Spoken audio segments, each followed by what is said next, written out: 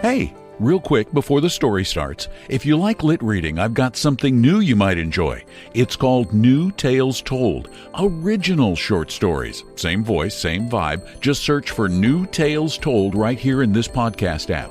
Also, there's a short survey linked in the show notes. It might help me get better ads, or at least less weird ones. And fair warning, there might be some ads now. Sorry, gotta keep the lights on. Why does every recipe I try need 18 ingredients, including a jar of something paste I'll never use again, but will sit in my fridge for 9 months? I just want dinner in the oven, fast. That's why I love Blue Apron's new one-pan assemble and bake meals. They send you fresh ingredients that are already chopped. All you do is put it all together and bake. That's it. No chopping, no weird leftovers, just delicious, easy-to-make meals. Get 20% off your first 2 orders with code APRON20. Terms and conditions apply. Visit blueapron.com/terms for more. You're invited to spend an evening on Fremont Avenue. For generations, this house has been home to soulful music, good food, and cutthroat card games. Saints and sinners, unexpected laughs and unspoken truths. Good times, hard times, and of course, family. Always family. So pull up a chair and join us at Fremont Avenue, a world premiere play only at Arena Stage. Now in performances. Tickets at arenastage.org.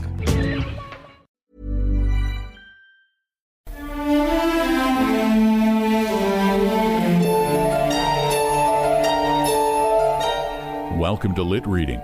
I'm Don McDonald. Ghost stories have been told around the world and are often based on mythical creatures or spirits. Those living in the cold, snowy regions of Japan created a legend of a winter spirit called Yuki-Onna, or Snow Woman, whose beauty allows her to prey on those lost in brutal winter storms. Our story, Yuki-Onna, was written by Lafcadio Hearn. Born in Greece, Hearn was schooled in France, lived for a decade in New Orleans, and moved to Japan in 1890. This is where, under his Japanese name, Koizumi Yakumo, he wrote several ghost stories. Here is one of his most famous works, Yuki-Onna by Lafcadio Hearn.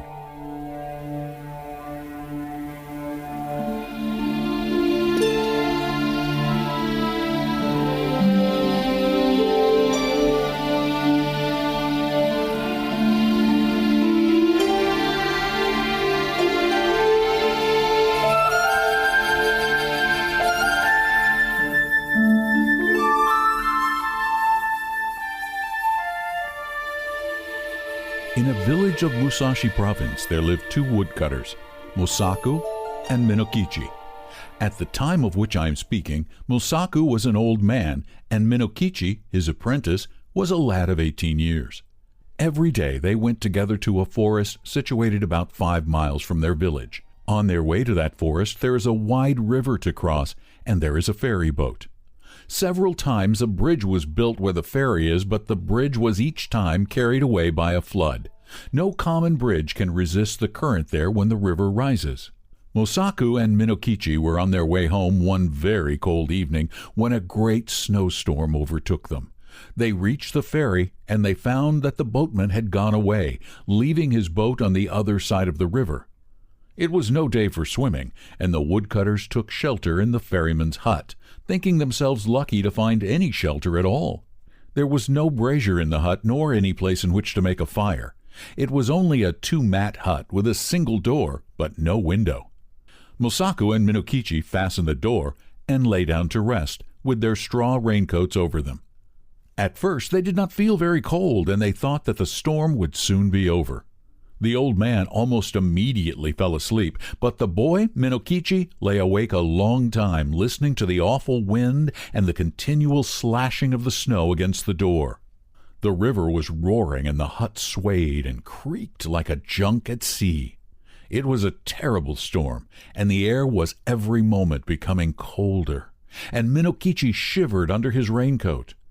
But at last, in spite of the cold, he too fell asleep. He was awakened by a showering of snow in his face. The door of the hut had been forced open, and by the snowlight he saw a woman in the room, a woman all in white. She was bending above Musaku and blowing her breath upon him, and her breath was like a bright white smoke. Almost in the same moment, she turned to Minokichi and stooped over him. He tried to cry out, but found he could not utter a sound. The white woman bent down over him, lower and lower, until her face almost touched him, and he saw that she was very beautiful, though her eyes made him afraid. For a little time she continued to look at him. Then she smiled and she whispered, I intended to treat you like the other man, but I cannot help feeling some pity for you, because you are so young. You are a pretty boy, Minokichi, and I will not hurt you now. But if you ever tell anybody, even your own mother, about what you have seen this night, I shall know it, and then I will kill you. Remember what I say.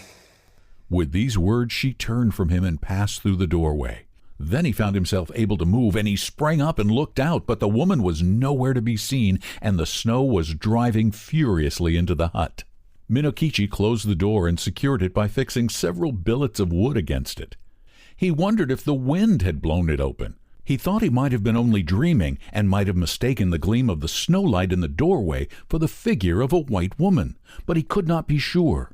He called out to Musaku and was frightened because the old man did not answer. He put out his hand in the dark and touched Musaku's face and found it was ice. Musaku was stark and dead. By dawn the storm was over, and when the ferryman returned to his station a little after sunrise, he found Minokichi lying senseless beside the frozen body of Musaku.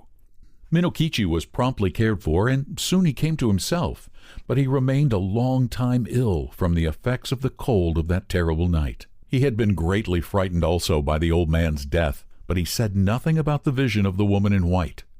As soon as he got well again, he returned to his calling, going alone every morning to the forest and coming back at nightfall with his bundles of wood, which his mother helped him sell.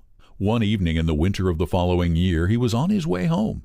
He overtook a girl who happened to be traveling by the same road. She was a tall, slim girl, very good-looking, and she answered Minokichi's greeting in a voice as pleasant to the ear as the voice of a songbird. Then he walked beside her, and they began to talk. The girl said her name was Oyuki, that she had lately lost both of her parents, and that she was going to Yedo, where she happened to have some poor relations who might help her find a situation as a servant. Minokichi soon felt charmed by this strange girl, and the more that he looked at her, the handsomer she appeared to be. He asked her whether she was yet betrothed, and she answered laughingly that she was free. Then in turn she asked Minokichi whether he was married or pledged to marry, and he told her that although he had only a widowed mother to support, the question of an honorable daughter-in-law had not yet been considered, as he was very young.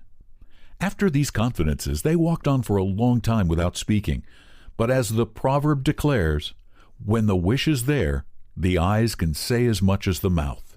By the time they reached the village, they had become very much pleased with each other, and then Minokichi asked Oyuki to rest a while at his house. After some shy hesitation, she went there with him, and his mother made her welcome and prepared a warm meal for her. Oyuki behaved so nicely that Minokichi's mother took a sudden fancy to her and persuaded her to delay her journey to Yedo. And the natural end of the matter was that Yuki never went to Yedo at all. She remained in the house as an honorable daughter-in-law. Oyuki proved to be a very good daughter-in-law. When Minokichi's mother came to die some 5 years later, her last words were words of affection and praise for the wife of her son. And Oyuki bore Minokichi 10 children, boys and girls, handsome children, all of them, and very fair of skin. The country folk thought Oyuki a wonderful person, by nature different from themselves. Most of the peasant women age early, but Oyuki, even after having become the mother of 10 children, looked as young and fresh as on the day when she had first come to the village. One night, after the children had gone to sleep, Oyuki was sewing by the light of a paper lamp, and Minokichi, watching her, said, "To see you sewing there, with the light on your face, makes me think of a strange thing that happened when I was a lad of 18. I then saw somebody as beautiful and white as you are now. Indeed, she was very like you." Without lifting her eyes from her work, Oyuki responded, "Tell me about her. Where did you see her?" Then Minokichi told her about the terrible night in the ferryman's hut, and about the white woman that had stooped above him, smiling and whispering, and about the silent death of old Musaku. And then he said, "Asleep or awake, that was the only time that I saw a being as beautiful as you. Of course, she was not a human being, and I was afraid of her, very much afraid, but she was so white. Indeed, I have never been sure whether it was a dream that I saw or the woman of the snow." Oyuki flung down her sewing. "It was I. Yuki it was, and I told you that I would kill you if you ever said one word about it. But for those children asleep there, I would kill you this moment. And now you had better take very, very good care of them, for if ever they have reason to complain of you, I will treat you as you deserve." Even as she screamed, her voice became thin like a crying of wind. Then she melted into a bright white mist that spired to the roof beams and shuddered away through the smoke hole. Never again was she seen.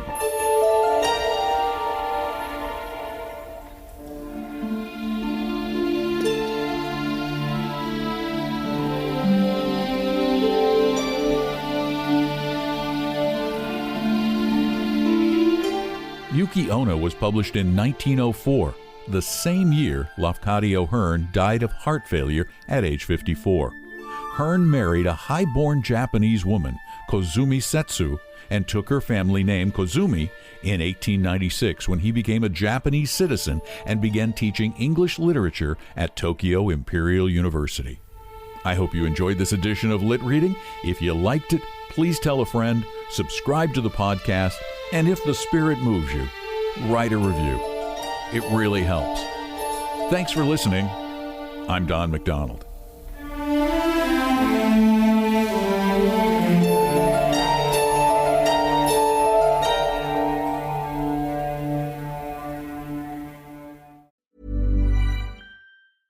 Take control of the numbers and supercharge your small business with Xero. That's Xero. With our easy-to-use accounting software with automation and reporting features, you'll spend less time on manual tasks and more time understanding how your business is doing.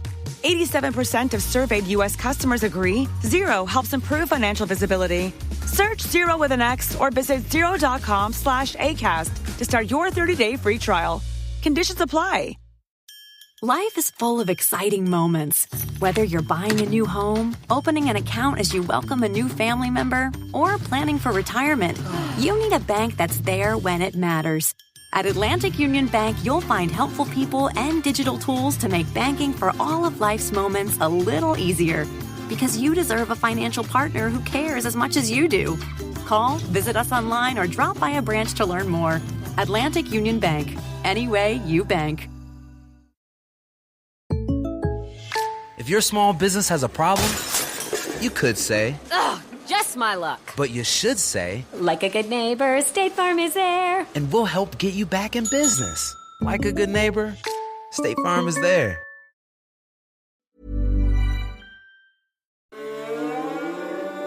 Thanks for listening all the way to the end. You're officially a story finisher, and I appreciate that more than you know. If you're curious what else I'm up to, check out one of my other podcasts, New Tales Told. It's brand new, original short fiction written and narrated by me.